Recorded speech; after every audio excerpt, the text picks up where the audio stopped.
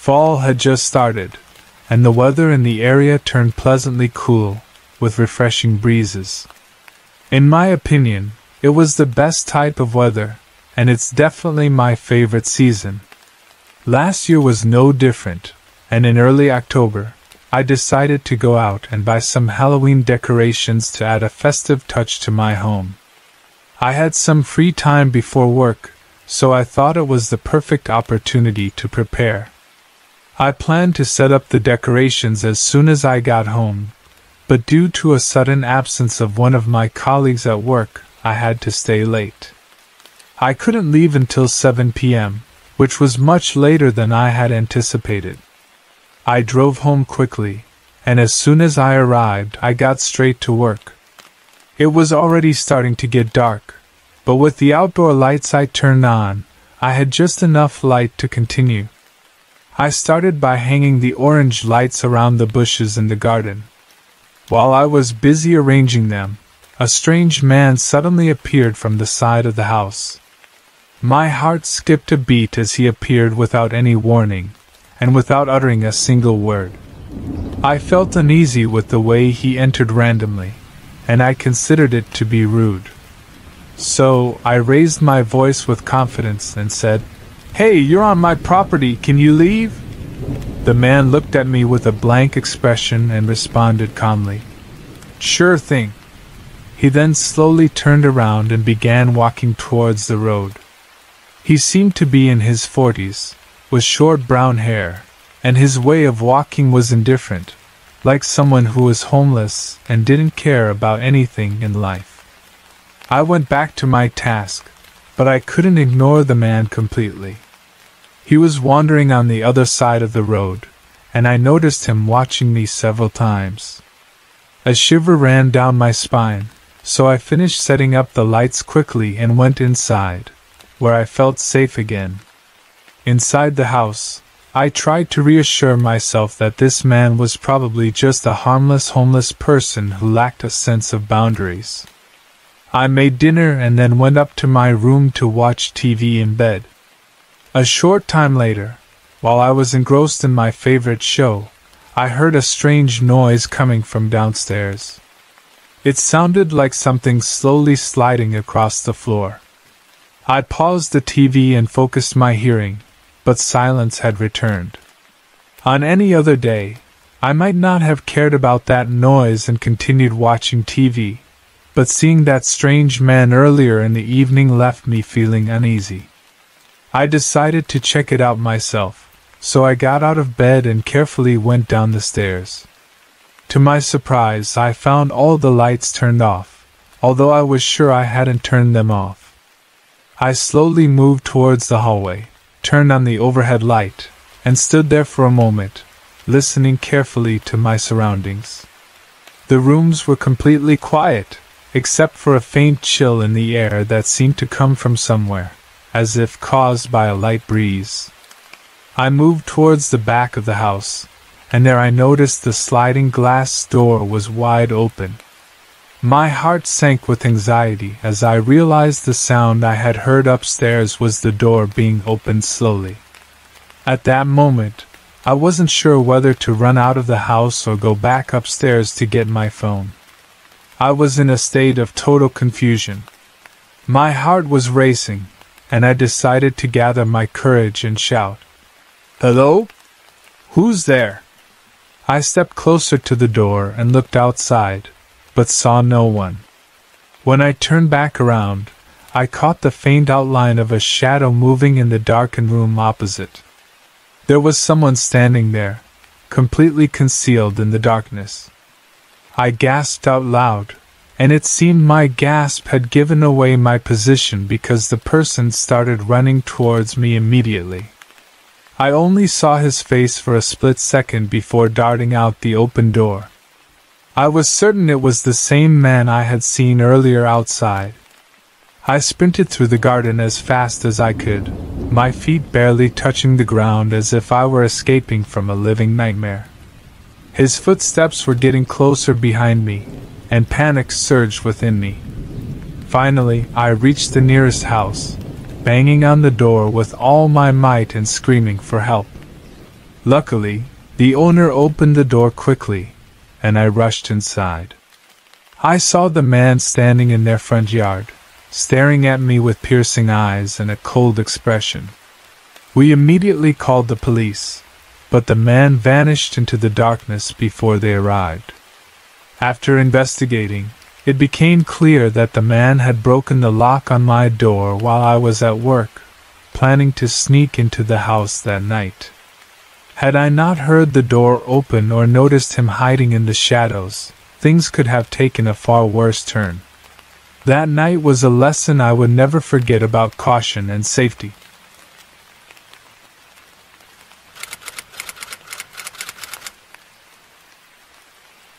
My family owns a vast plot of land, filled with dense, sprawling trees. On the edge of this expansive property, we built a quiet wooden cabin, far away from the main house. Even though the cabin wasn't very far, it always felt like it was deep in the forest. In late October this year, I decided to take a trip there to visit my parents and siblings. It was a rare opportunity for all of us to gather in one place. When I arrived at the main house, I found it crowded with family members, and there wasn't enough space for everyone to sleep. So, I volunteered to stay in the cabin for a few days. The weather was autumnal, the air was crisp, and the breeze carried the scent of fallen leaves. Although the cabin wasn't far from the house, there was no paved road leading to it. I parked my car in front of the main house and carried a small backpack with everything I needed for those few days. That day, we all gathered in the main house, and the atmosphere was festive. We brought food and drinks and shared updates about our lives. Laughter filled the air, and it felt like time had paused for a moment, painting for us a picture of happiness. After 2 hours of celebration, I started to feel tired and decided it was time to head to the cabin and get ready for bed. I put on my backpack and stepped out through the back door of the house. It was around 5 in the evening, and the sun was beginning to set behind the tall trees, casting long and mysterious shadows. The path to the cabin was narrow, with no lights along the way. I had to use my phone's flashlight just to see where I was stepping. I hadn't walked for long when I suddenly heard a stick snap behind me. I stopped and slowly turned around to check the path, but the light from my phone was weak, and I couldn't make out anything clearly. I tried to convince myself it was just a random sound, perhaps a small animal moving among the trees. I continued walking, but only after a few more steps, the sound repeated. It was as if the moment I started moving, something behind me also began to follow, step by step. "Who's there? Alex, is that you? If you're trying to scare me, it's not funny," I called out, hoping it was just my brother playing a prank. But there was no answer. My unease grew, and my heartbeat quickened with every step I took toward the cabin. I tried to ignore the growing fear and picked up my pace. As I got closer to the cabin, I heard the sound of leaves crunching behind me, but I didn't turn around, knowing I wouldn't see anything anyway. When I finally reached the cabin, I unlocked the door quickly, stepped inside, and locked it tightly behind me. I tossed my backpack to the floor and rubbed my face with my hands, trying to calm myself down. Suddenly, I heard a faint noise coming from the other side of the door, the sound of someone turning the doorknob, attempting to open it quietly. When they realized it was locked, they began banging on the door with force, as if trying to break it down. I stumbled back, my heart racing. I had no idea what to do. In a panic, I moved closer to the door and peeked through the small window next to it.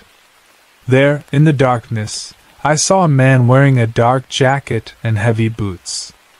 His face was unfamiliar to me. I barely had a second to look before his eyes locked onto mine, filled with rage. He immediately started pounding on the glass.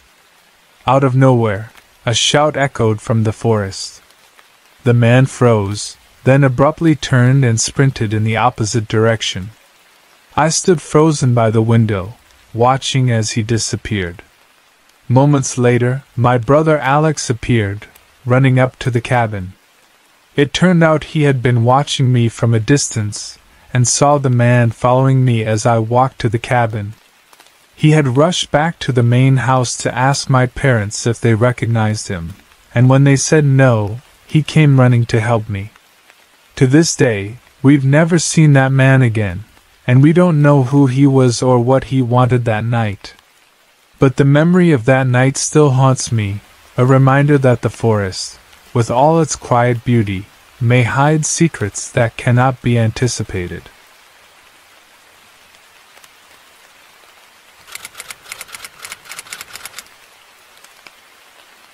Fall had finally arrived, and for me, that meant camping season.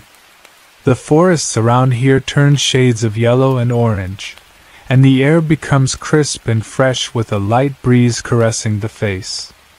I can't understand why people don't take advantage of this beautiful weather by heading out into nature, but honestly, I don't mind enjoying the quiet trails all to myself.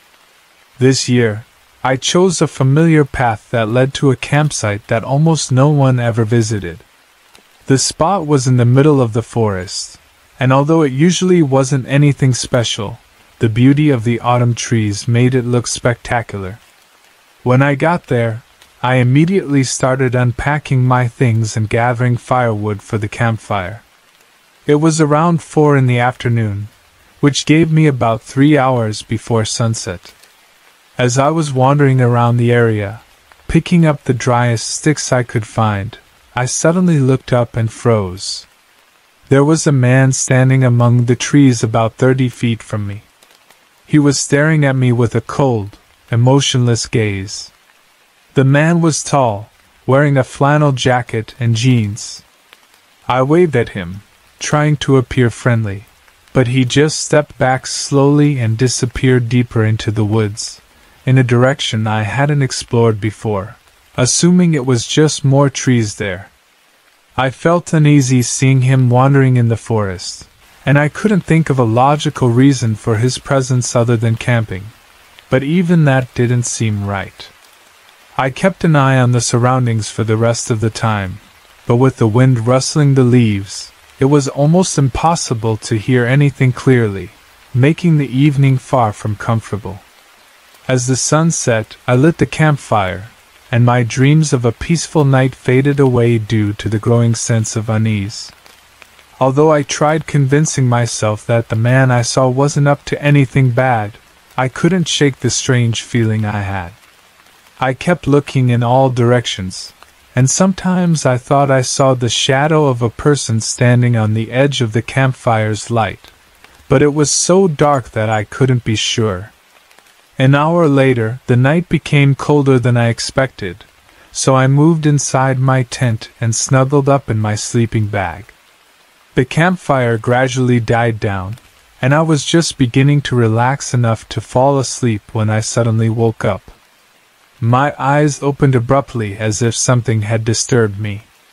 I lay there for a moment, unsure if I had woken up because of something or if it was just a coincidence. All I could hear was the wind pushing leaves against my tent and the gentle rustling of the trees around me. Then suddenly, my hearing sharpened as I picked up the distinct pattern of footsteps crunching on the leaves. Someone was walking outside my tent. I sat up quickly, feeling a wave of terror wash over me as panic began to set in. All I could think about was how vulnerable I was, sitting inside a small tent with no way to see what was happening or defend myself. I did the only thing I could think of. I grabbed my bag, unzipped the tent, and sprinted outside. The moment I did, I found myself face to face with the same man I'd seen earlier in the forest. He was standing just a few feet away from the entrance of the tent, and I immediately recognized him by that same cold, empty stare. What scared me the most was that he didn't even react when I appeared so suddenly. He just stood there, staring, as if he had been waiting for something, but I had no intention of finding out what that was. I turned around and ran as fast as I could into the darkness of the forest, not caring which direction I went. It was pitch black, the wind howling around me, and the leaves crunching under my feet made it nearly impossible to hear anything else. So I honestly can't say if he chased me or not. Something was definitely on my side that night because I somehow stumbled onto a part of the trail that I recognized despite the darkness. I followed it until I reached the road. I never went back to the campsite to retrieve my things. I was too terrified of that part of the forest. Maybe I'm overreacting, but I genuinely believe that man had sinister intentions that night. It's an instinctive feeling I can't shake off. Whatever the truth may be, I will never camp in that forest again.